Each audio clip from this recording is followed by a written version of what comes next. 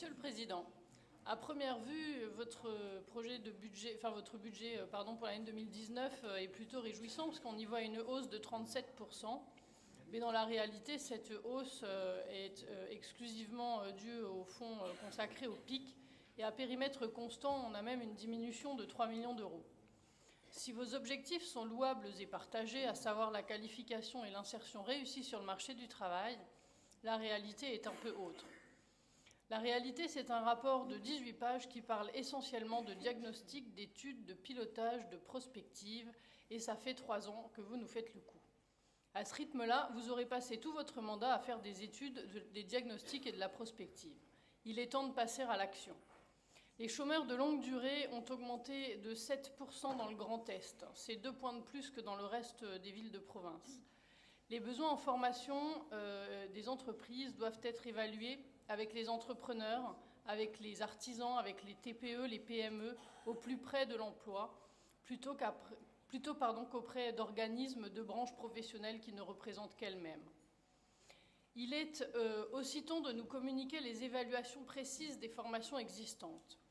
Les chiffres précis de la réussite, des abandons, les causes des abandons, les types d'emplois et de contrats obtenus par les stagiaires à la sortie, le suivi en matière de durée, est-ce que ce sont vraiment des emplois durables ou pas? Nous les avons réclamés à maintes reprises et nous ne les avons jamais reçus de manière détaillée, parfois un peu de manière partielle. Ça fait donc 3 ans que vous nous demandez de valider un blanc-seing sur le budget de la formation professionnelle. Arrêtez de nous prendre pour des blondes, ça n'est pas acceptable. J'ajoute, comme à chaque fois, que le Conseil régional n'a pas vocation à pallier les carences de l'éducation nationale. Remarque sexiste. C'est pas du tout. Absolument pas. De la part d'une blonde, c'est pas sexiste. C'est du racisme. Blond ou blonde, c'est une remarque sexiste, je suis désolé. Ouais, donc blond.e.s. C'est mieux comme ça? J'ajoute comme à chaque fois que le Conseil régional n'a pas vocation à pallier les carences de l'éducation nationale.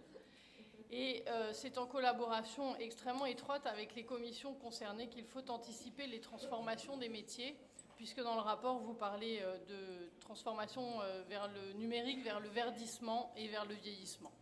Ce n'est pas à la commission formation professionnelle seule de le faire. Nous voterons donc contre le budget sur la formation professionnelle continue et nous nous abstiendrons sur le budget relatif aux formations sanitaires et sociales. Je vous remercie.